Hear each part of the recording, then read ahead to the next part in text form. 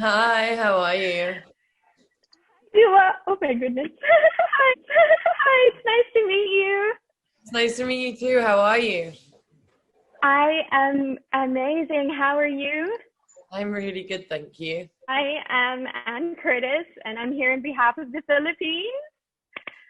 And Hi. well, first and foremost, I just wanted to congratulate you on your AMA win for Don't Start Now as Pop Rock Song of the Year. Congratulations. Thank you so much. Thank you. Thank you. It's a really special moment. I'm really, Yes, really great. as a fan, I'm so happy for you.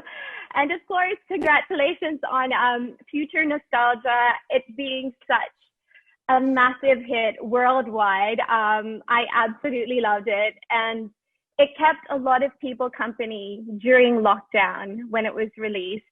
How was it releasing an album during such a crazy time? Well, it was interesting, I never thought I'd ever have to put an album out at a time like this. And I think putting it out at this time just really made me learn so much about patience, made me adapt a lot quicker to my surroundings. I became quite good at like putting green screens up and trying to think about different Yeah. ways to do performances and stuff like that. But it was, interesting. It was a massive, massive learning curve, but one that I'm really grateful for. I wouldn't have changed it for the world. I'm just so happy you did. It gave us something to listen to, of course, during this crazy time. What was the inspiration or what's behind the title Future Nostalgia? Well, it was kind of like the amalgamation between two things. Obviously, it's like the nostalgia era, which is like where all my childhood influences come from, which is a lot to do with like my parents and the music that they listened to at home. And that was very much like Jamiroquai and Blondie and Prince and David Bowie and Yeah. all this stuff that I was so inspired by, but I only knew about them through my parents. And then the future part is kind of, my current life and where I currently am in my music and the direction I want to go in. So it was kind of like trying to marry the two together in terms of Mm-hmm. like something that's like kind of reminiscent to something that maybe you might have heard in terms of like the nostalgia effect, but Yeah. then bring very new sounds in terms of production. I definitely got that vibe. Like when you listen to your album, it's like a bunch of different genres, but still with your Dua style and touch to it. I loved everything. But I will say that Boys Will Be Boys really stood out for me. And I just want to ask, like, what was the inspiration behind that? And was there a specific reason why you made it your last track on your album? Um, so the inspiration behind that was very much something that happened in my life, something that I felt like I needed to talk about. I feel like I talk about women's issues and women's equality a lot. And I felt like I needed to put something on the record that was kind of directly addressing that and maybe like the growing pains of what it's like to be a woman. The reason it's the last song on the track is because the first song on the track is Future Nostalgia, which is kind of this like false sense of confidence, very in your face, super sassy, claiming I'm like the female alpha. Yeah. It's more this like embodiment of an energy that I almost wish I had, and when I Mhm. say it, Mhm. that's how I feel.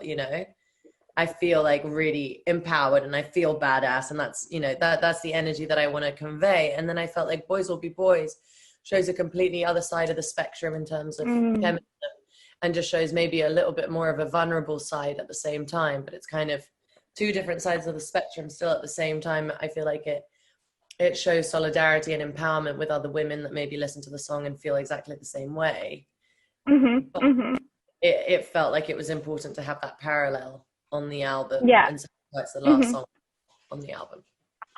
I felt that. I really, really did. Um, and like on your album, like I know it's a silly question, but do you have a favorite song, or is there like a top choice? Like when you perform it, like it emotionally like puts you on fire when you start singing it and performing it. Um, I love, especially now with my live stream coming up. I've been rehearsing a lot, and the songs that I've really loved performing. I mean, I've had such a fun time performing all of them, but it's really been Pretty Please and Hallucinate are two songs that Mm-hmm. I'm dying to get up on stage and just like finally perform with you guys. Um, Mm-hmm. that's going to be fun. It's just like, it depends, you know, and the more comfortable you get with a song, then you kind of, I don't know, you embody it in a different way and you become a bit more Right. comfortable with it, and that almost becomes your favorite song because I feel like you then get kind of lost in it. Yeah. Um, but it depends. It's kind of hard to tell right now, but those are the two that I'm like really excited about. Mm-hmm. And something that was actually another exciting part about you is that you've had in the span of 2 weeks, two new releases, collaborations. Congratulations on Fever and Prisoner. Um, and it's been so great this year to see you have so many different collaborations with amazing artists all over the globe. Will we be expecting any more surprise collaborations? Um, maybe. I'm working on putting out the deluxe version of my record for next year. Mm-hmm. So you might hear some unexpected Ooh. collaboration that you haven't heard before. Very excited. And another surprise is Studio 2054. Everyone, including me, we're so excited. Of course, us as fans, we would have loved to see you go on tour. I was front row at your concert in Manila, singing along with you.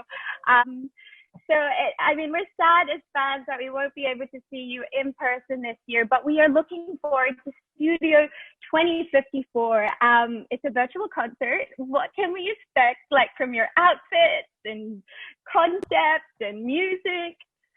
Well, I guess, it's funny that you put it that way because it's kind of the reason why I decided to do the live stream was because I was dying to kind of get out in front of an audience and do a live show and finally perform these songs. Like, I'm dying to perform the songs on Future Nostalgia.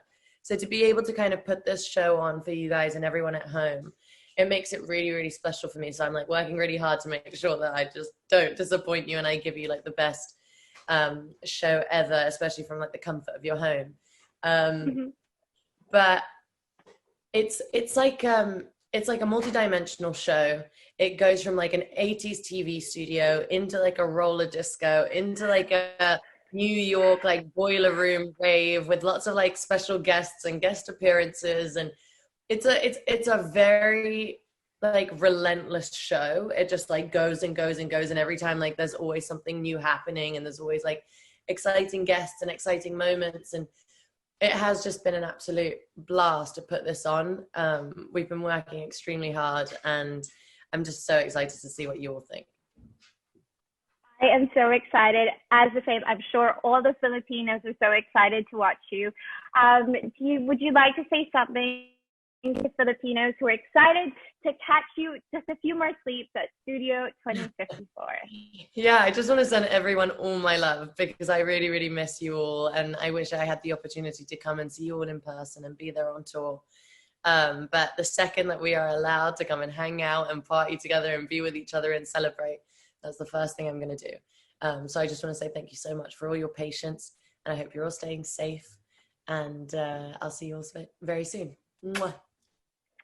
Thank you so much, Dua, and we hope to see you in Manila when everything is allowed again, when you can go on tour again. We will be waiting patiently. And until then, we will be levitating with you at Studio 2054. Thank you so much. I'll see you soon, my dear. Bye. Thank you.